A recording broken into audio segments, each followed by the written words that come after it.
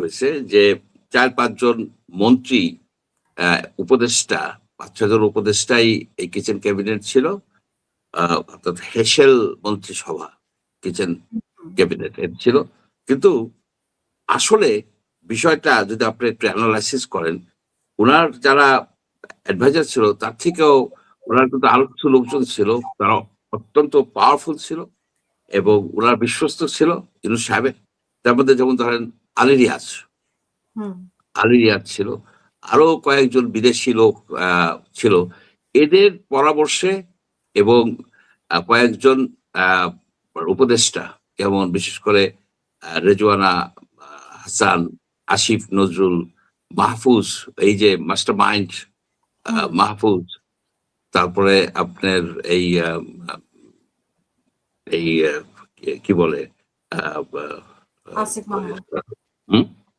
আসিফ মাহমুদ, এই ধরনের লোক, এই কয়েকজন লোক ছিল অত্যন্ত পাওয়ারফুল, অত্যন্ত পাওয়ারফুল। আপনি যেমন ধরেন এই যে আসিফ মাহমুদ, ওর একটা কমিটি করা হয়েছিল, যে মন্ত্রিসভার একটা কমিটি ছিল, যে কমিটি মাধ্যমে সকল বদলি হইতো।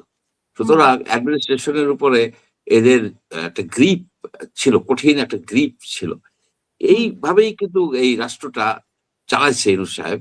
এট দ্য সেম টাইম, যেখানে অ্যাডমিনিস্ট্রেশনের মাধ্যমে বা বিচার বিভাগের মাধ্যমে উনি প্রভাব খাটাইতে পারেন নাই আইন কানুনের জন্য, সেইখানে ওনার মব বাহিনী ছিল, মব লেলিয়ে দিতেন।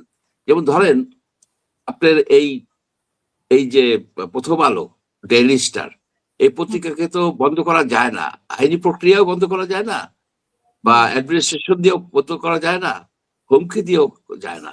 তখন কিন্তু উনি, ওনার সহযোগীরা এই পোড়াই দিল, প্রথম ডেইলি স্টারকে পোড়াই দিল। কিন্তু এই যদি কিচেন ক্যাবিনেট বলেন যে জাস্ট কয়েকজন মন্ত্রী, তা কিন্তু না।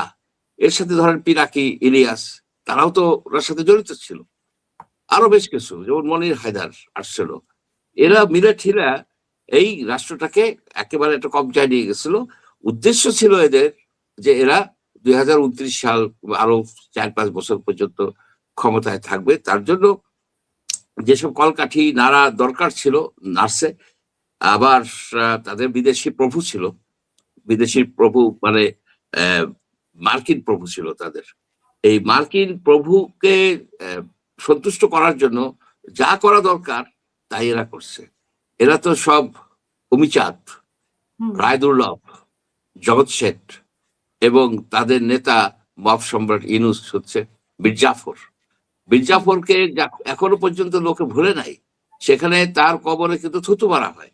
ইউনূসের কবরে যদি তার এদেশে কবর হয়, তাহলে লোকে থুতু মারবে। থুতু মারবে এই কারণে যে বাংলা এমন একটা চুক্তি করছে। আমরা আমেরিকার সাথে চুক্তি করার বিরোধী না, আমরা মার্কিন সাম্রাজ্যবাদ নিপাত যাক এই ধরনের লোক আমরা না। আমি আমেরিকান ইউনিভার্সিটি থেকে পিএইচডি করছি, আমি সেখানে রিসার্চ করছি, থাকছি আমেরিকাতে। সুতরাং এই দেশটার সাথে যে আমার কোনো ব্যক্তিগত শত্রুতা বা আমি লাইক করি না তা না, কিন্তু এরা যেটা করছে সেটা হচ্ছে এদের নিজস্ব স্বার্থে এমন সব কাজ করে গেছে, এমন একটা চুক্তি করে গেছে, সেখানে টাকা জড়িত ছিল। আপনি ধরেন যে বোয়িং এর যে 14টা প্লেন তড়িঘড়ি করে কিনা হলো, কিন্তু বাধ্য হইলো সরকার, আমি মনে করি। সেখানে কি কমিশন বাণিজ্য ছিল না? বড় ধরনের বিগ টাইম কমিশন বাণিজ্য ছিল।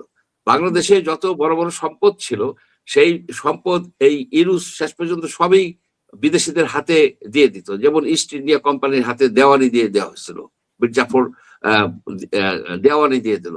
উনি যেমন, আমাদের দেওয়ানি কি, আমাদের যেমন পোর্ট, আমাদের পোর্ট উনি দেওয়ার ব্যবস্থা করে ফেলছিল সম্পূর্ণভাবে, এই চিটাগাং পোর্টটাকে।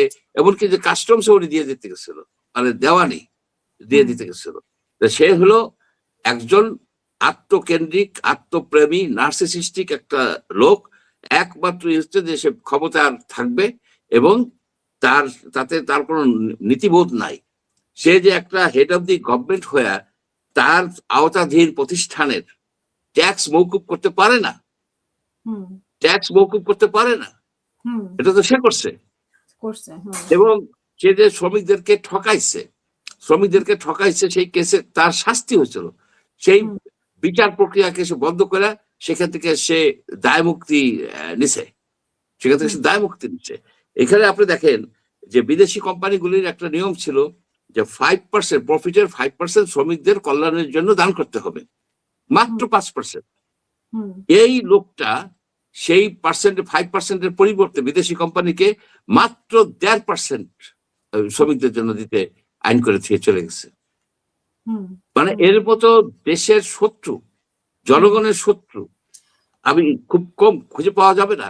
এই লোকটা সেই চারিদিক থেকে বিদেশে দেশের থেকে সবচেয়ে যে রীতিহীন দুর্নীতিবাজ এই লোকগুলিকে সে খুঁজে খুঁজে বাইর করছে, বা তারা এসে জড়ো হয়ে গেছে ম্যাগনেটের মতো। আপনি দেখেন এই যে আসিফ নজরুলের এগেনস্টে ব্যারিস্টার সারোয়ার মামলা করছে, রিট করছে যে সে এই জায়গা থেকে টাকা নিচে, সাব রেজিস্ট্রার বদলি করে টাকা নিচ্ছে, কত কত টাকা সে নিচ্ছে।